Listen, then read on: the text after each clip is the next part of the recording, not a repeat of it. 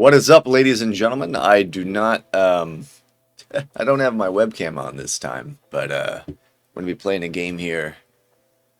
We're gonna be looking at ourselves in the second position as red. Kind of like a fresh game coming back from U.S. Nationals. Actually, well, not a fresh game. This is actually the first Catan game that I'm gonna be playing coming back from U.S. Nationals. So hopefully the audio quality is okay, as I do not have the video currently turned on. But without further ado, we are just going to be placing out this board.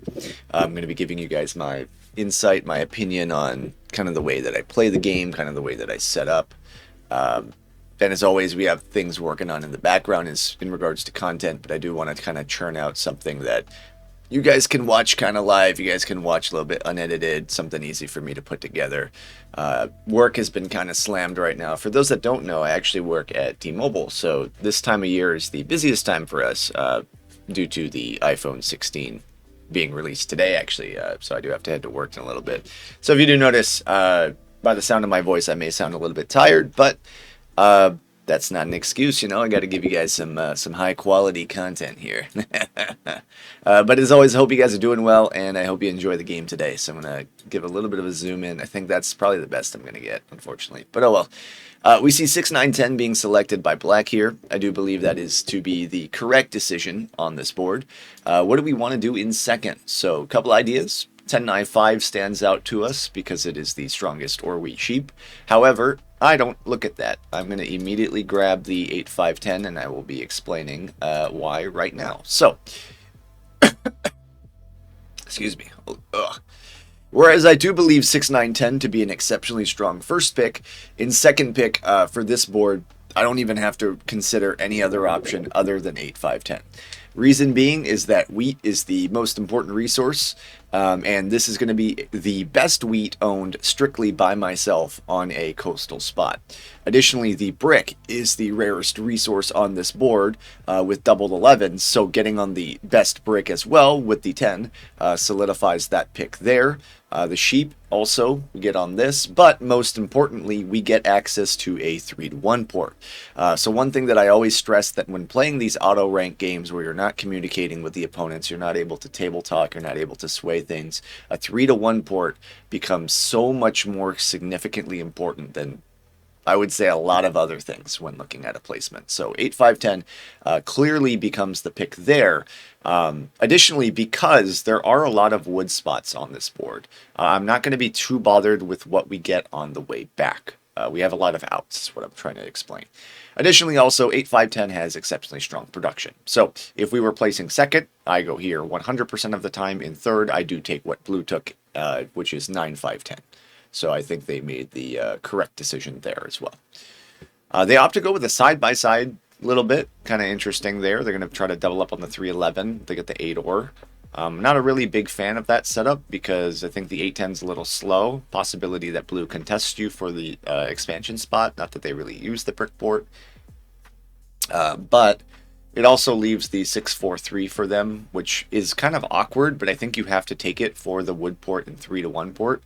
So I think blue actually has a pretty decent setup there, which may actually force us to go on the 6-5-11 here, because they're going to be locking up this board pretty quick. And unfortunately, that's going to leave black with a 8-10 as a last option, I believe. So that's going to kind of place out, I think, in that way. I mean, yeah. It's kind of strange, right? Like, you would normally think, like, because if we do 6-5-11, we're kind of boxing ourselves in. But, like, what do we really take outside of that? We need production. We're not taking the 8-10 ourselves. So that kind of just looks straightforward to me. I mean, we double our brick. We get on really strong wood. I personally don't like playing dev cards unless I have to. I understand that with these colonist autos, they're kind of a better setup in almost every way. But with this particular side-by-side, it's kind of interesting. I think our first expansion, I mean, the 311 is probably going to be heavily contested. I actually kind of like going toward the 612 first. That doubles up on our wood. I mean, we get into a 12, not that I expect the 12 to roll. But the primary reason is that we expect to city up the 8-5-10 spot. So by citying up the 8-5-10 spot, That's going to be pretty good. I mean, we get the road settle, you know, we mass produce there. We're going to have trading partners. But when evaluating this, I think black just has to go 8-10, and they don't really have too much other options. They can play off the 3-1. It's all 5 resources. I mean, they could go 8-3. So 8-3 is the only other consideration, I think, in their position, which it's very similar in terms of production. Yeah, see, they're deciding. I mean, so the thing is, 8-10 is just strictly better, I think. Uh, 8 wheat's really good for them. Obviously, it's a lot better for me if they take 8-10, but I think 8-3 just gets you stuck. I mean, you don't expand, like, you point the road toward the 8, but I don't think you're beating me there. Yeah, I mean, I get it. What sucks, though, about them taking this is that that means we're going to get pinned by the 7s. On the 8 wheat. It's going to be a prime blocking spot as opposed to if they take 8-10. The 8 doesn't really get hit as much. So that's going to stink as far as our game. But it does, I mean, it kind of changes it a little bit how we view the perspective of the board. Because it kind of turns it almost into a 2v2 situation where you have orange and blue on these very prime target or wheat spots. And then you have ourselves kind of in this direction. So I'm going to go to 6-12 first. The reason I don't want to go to 3-11 is because I find the value of the doubled up wood to be pretty significant. If they want to go toward this 3-1, I say let them. I'm not too bothered by it because I have this one here, which also helps with the fact that I'm doubling up wood production. But yeah, if that 7 moves, it's going to go to the 8, and I'm not looking forward to that. So a couple of nice 11 rolls there. We do roll into a 9, and it is important to note that the 9s are doubled on ore, and I am the only player that is not on a 9. Traditionally, I might swing something like a ore for a brick there, or a brick for an ore, but I'm not really in a position to want to do that yet. I think throwing away my ore wheat is kind of bad here. I really just want to prioritize the settlement, get my production up as early as possible. And traditionally, right, I would always stress the importance of the port first. But when you're kind of playing a more flexible setup like I am, where you're essentially only producing wood brick and a little bit of wheat sheep, you don't really need to hyper focus on the ports too much. The ports I would strongly push for first if I was playing with a hybrid setup or more of a or wheat sheep setup where I can't really move on my own. But with this current setup, I'm essentially independent, and by focusing my priority on the 6 wood, what that allows me to do is possibly snipe up this 3-11 as my next spot, which kind of opens us up almost for an easy 5 settlements. Like you have 1 here, 1 here, 1 here, and 1 here. I mean, we don't get all the spots, obviously, but black's priority is 100% going to be this 3-1. So what I'm going to try to do is I'm going to try to throw out a brick for an ore. And if that doesn't stick, which is okay if it doesn't, we're just going to be taking the settlement and passing. And again, it opens our hand up very nicely because when a 6 rolls, we now have 2 wood in our hand. So we're waiting on a 6 and a 5. Oh yeah, we snap on that 100% of the time. They probably do it with orange though.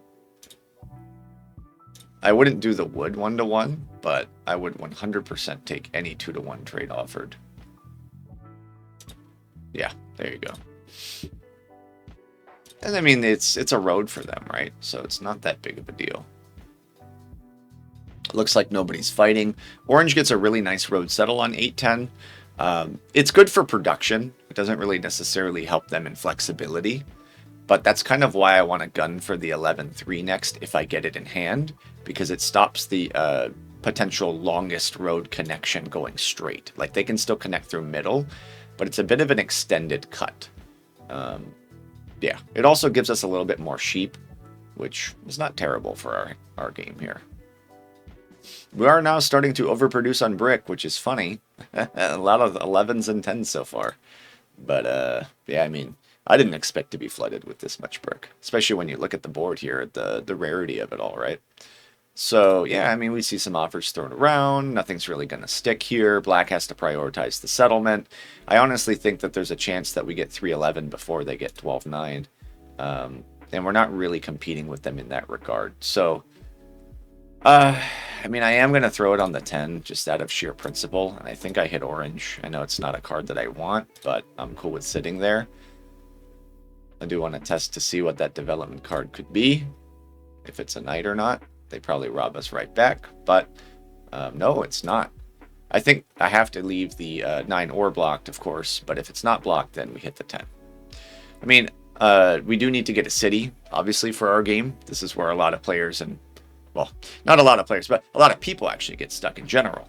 Not just, you know, pros, noobs, whatever. Is how do you get a city without making ore? And generally speaking, you need to prioritize pushing trades for ore in the middle game when things are a little bit more flexible and loose, because if you wait too long, what generally ends up happening is you get stuck. So given what I just said, I'm going to go back on what I talked about earlier. I'm actually going to be sniping this road settlement here. The reason being is I now find my hand to be a little bit inflexible, which I don't like. And with the city from black here, removing an easy road settlement from them, I think would be really significant, as they now make double wood brick as well. So I did talk about how I was going to go to 311 next, but I do think the state of the board has changed where I'm not really looking at orange's current leader, and I'm actually looking at black now that we know that this is more than likely a victory point down on orange's side.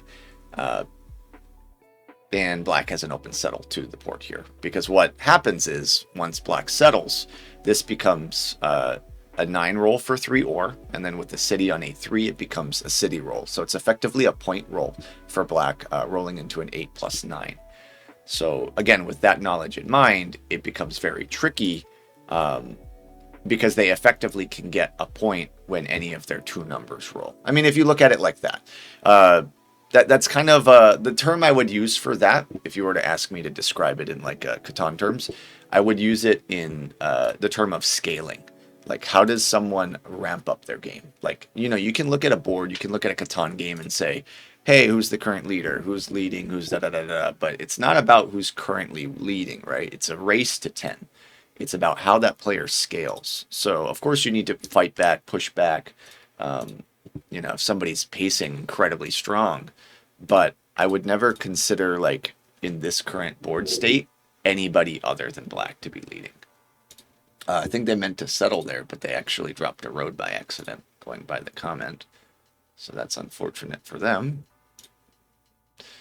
I'm going to try to trade into an ore here. I don't even know if there's ore left. But if not, this is actually the time where we start porting. So I'm going to drop a 3-1 and hold.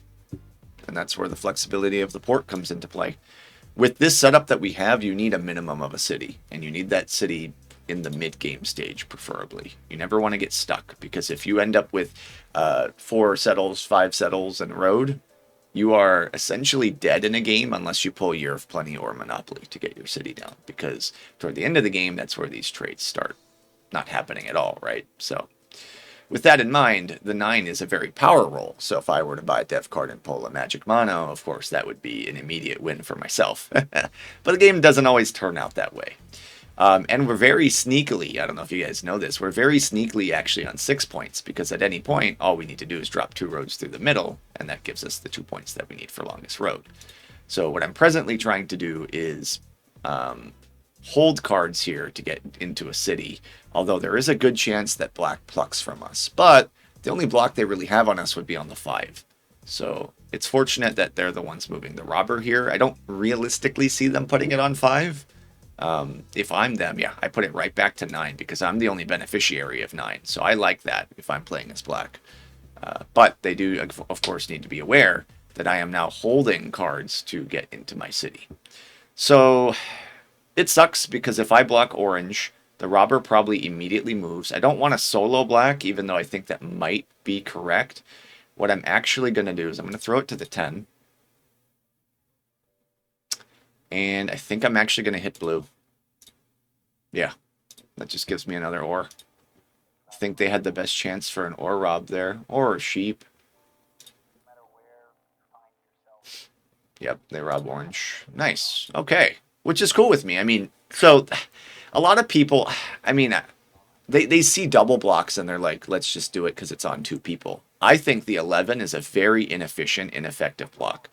So, like, who are you trying to hurt with this 11? If you're trying to hurt orange, orange really does not care about the brick at this stage because they're buying development cards. If you're trying to hurt me, I really don't care about the 11 because I have the 10.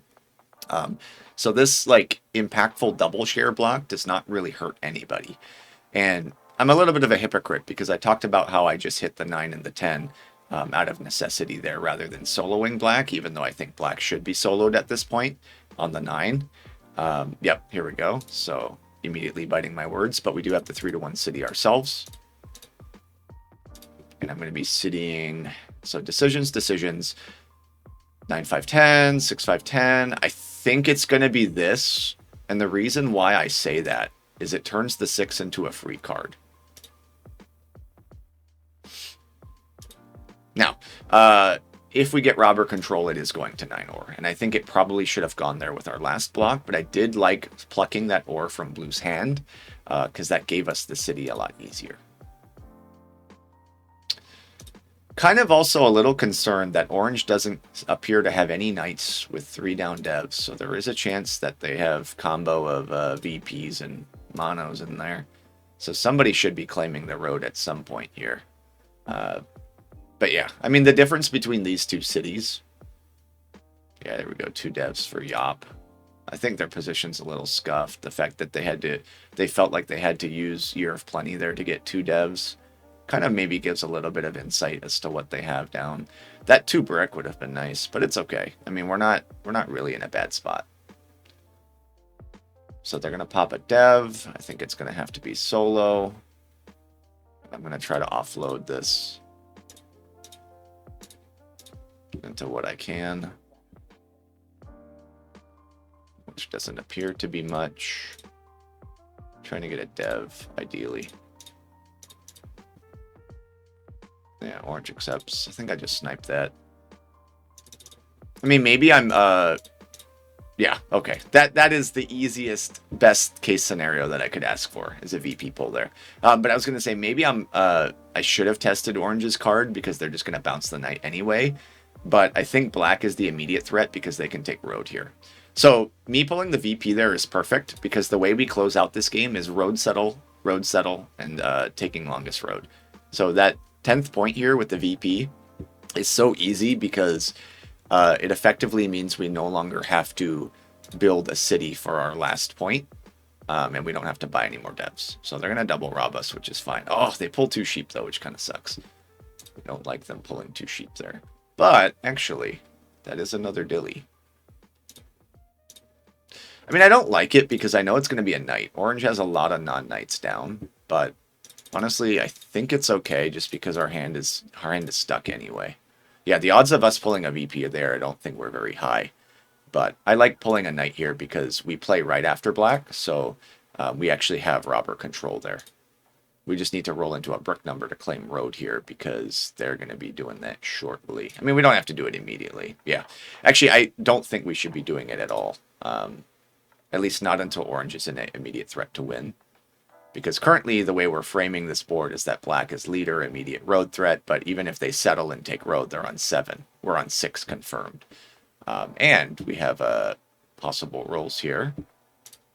Damn it. That's not the roll we wanted. I was going to say we have possible rolls if we roll a 5 or a 6, we could just get another city there. But that's okay. We should 100% be hitting black here, but I don't really have a lot of good spots for them. And I really hate putting it on some crap like the 3, but I think it's unfortunately the 3. It's like so terrible. But I mean, I get an ore. Ugh, that's so yucky, man. I'm going to try to see if I can get a trade here into a pop, but it's so scuffed. I could also do this. Give a little bit of creativity with the deals, right? I mean, there's a lot of wood on the board. I'm cool with holding too, honestly. But I could also play an aggressive knight and then rob into another card. They want 2. Well, I don't have 2, so unfortunately, I mean, I could hit them here, right? But that doesn't really help the table much, so I think I'm just going to aggro knight. Yeah, that just gives me another dev. I mean, call it what you will. That's a play not a lot of people would make because the robbers are going to be going on our hexes no matter what. But I think that there's a chance here that orange doesn't have a second knight. And that's the reason they had to Year of Plenty to pull twice. So we could actually probably win here with double play. We just get army and then build a couple roads. I think there's a decent chance at that. Yeah, Orange's hand is stuck. And this is what we were talking about earlier, guys, about flexibility. They have Brickport, but they're never going to be using Brickport. And blue might not see the need to play their knights because it's never going on them. But, oh, that 8 would have been so huge for us. Dang, that 2 wheat there. It's all good, though. I am going to play the knight again on the 9. I roll 7. I mean, I don't want blue to move this frickin' robber back onto the 8. I really don't. Maybe I just put it on the 12. Is that disgusting, guys? Because, I mean, the way I see it is if I put it on blue, they're literally just going to throw it on 8. So, you know what? Whatever. We're all about suboptimal plays on this channel. Of course they roll 7 anyway. No, but okay, I want to defend myself because I'm going to get a lot of weird comments. So the reason I don't do this is because they're never going to play knights if it's not on them. So all I need to do is build 2 roads and buy another dev. Like, this is 3 non-knights confirmed on Orange's side. Like, I really don't care. My odds of pulling a knight here are so high. And now I have the 2 wood, 2 brick in hand. But what I really needed was an unblocked 8 to buy a dev card. Oh my goodness, no. That's so bad. We would have won this game if this 8 wasn't pinned both times. Oh, tragedy. Tragedy, tragedy. I think I just hold on the 5 cards, to be honest with you.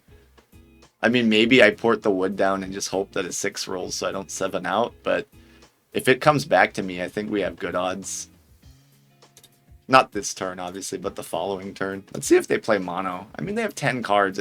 There's a decent chance they're all VPs, but I think there's probably a mono 2 VPs. It's better odds than 3, I think, especially when we have 1 down. But, yeah, it's so silly, right? It's so silly. I don't think they see the double play coming. And, of course, like, Orange is going to get a knight there, I think, so we have to get a dev card this turn. So if we roll 7, like, our game is just totally crushed. Oh, come on. That's 6 wheat, guys. Oh, that would have been so good. Okay.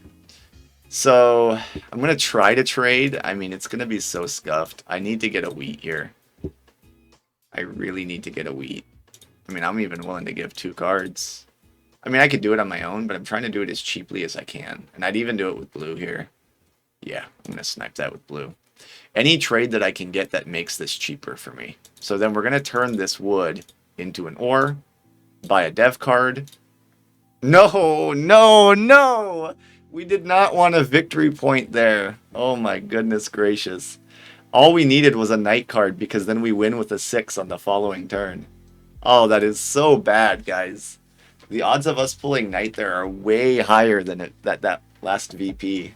Because now what happens is Orange plays a knight, they buy another card, and they have army, and they could potentially win with the VPs they have down. It's so bad. Or blue. I mean, we want blue to get army, obviously, but oh my goodness. And they steal the 1 out of 5 sheep. Oh, and they block the 6 wood, so now we can't even get road. Ladies and gentlemen, my luck has where were these VPs and US Nationals for me? Oh my lord, that is really scuffed. Okay, thank goodness. They play a mono, but it's only on black. And I'm hoping they don't have second knight. So what we really need to do is buy another dev here. Because I don't think blue has third knight. And then orange just used the card there to pace it. So, I mean, there is a chance that orange could have VPs and just win with road builder as well. So, understandably so, ladies and gentlemen. Yeah, these 9 rolls are crazy. Burned all my luck on first 5 turns. Yeah.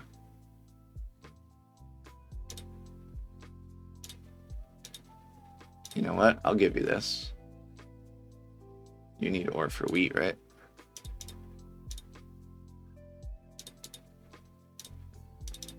Or if you do that. Ah! It's giving you 2. No, come on. I literally needed any other roll there other than that. That was the only roll that I did not want. Those back-to-back. Oh my gosh. There's no way. We're just going to freaking lose this game. You know what's going to happen is I think there's a strong chance here that that Orange can just win, depending on the dev split. Oh, we needed something like that. Oh, no. Okay, Blue has Army. Knight. Yup. 7 out. Nice. We love that. I think we have to... I think we actually have to keep the brick here because it's flexible 3-to-1 options. Oh. Can't say I get that block. Yeah, I mean, you're fighting Army, I guess.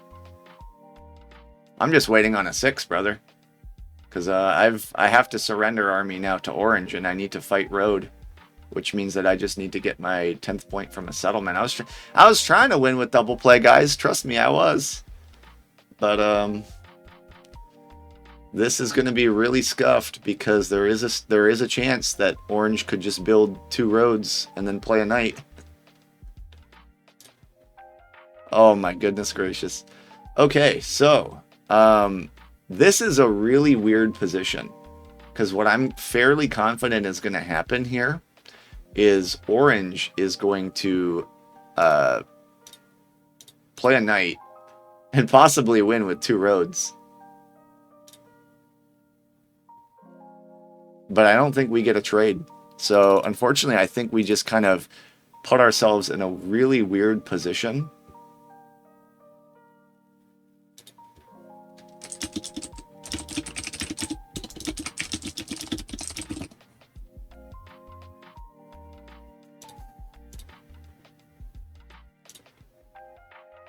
There you go.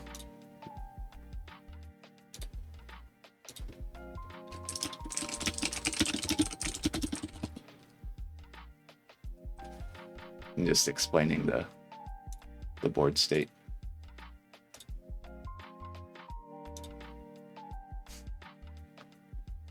I just didn't have the wood, right? Like, it just wasn't happening.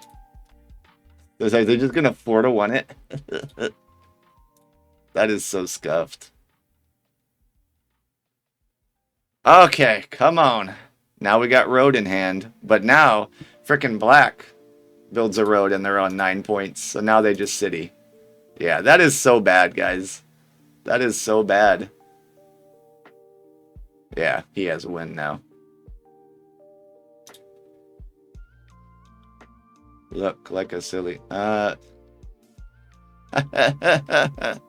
I mean, that's what happens when everybody sits on road, right? No, so I mean, we did have those 2 roads earlier, right? We could have taken it, but I didn't really feel like we had to in that current state. If we are being fair, if we look at dice stats here, if we look at 5s and 10s, of course, those under-rolled for us, but 9s definitely over-rolled by quite a bit.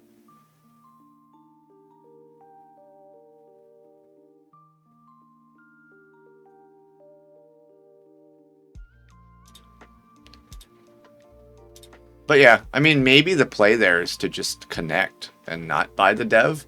But I think there was a significant chance there that we could have won.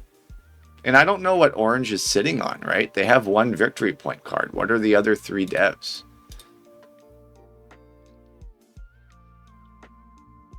So, what? I'm pretty sure we used both Yops. They were just sitting on knights?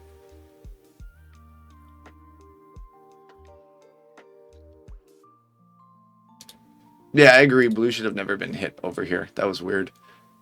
But yeah, so I mean, looking back on it, I think maybe we just claim road. I mean, we had the VP down, but it's just kind of a weird situation when you look at it. Those 8s there at the end, and then the 7 out, like, I was fairly confident double play was going to happen. But of course, you can't predict the good old 4 city, 5 road length play. I'm just gonna let them squabble in chat.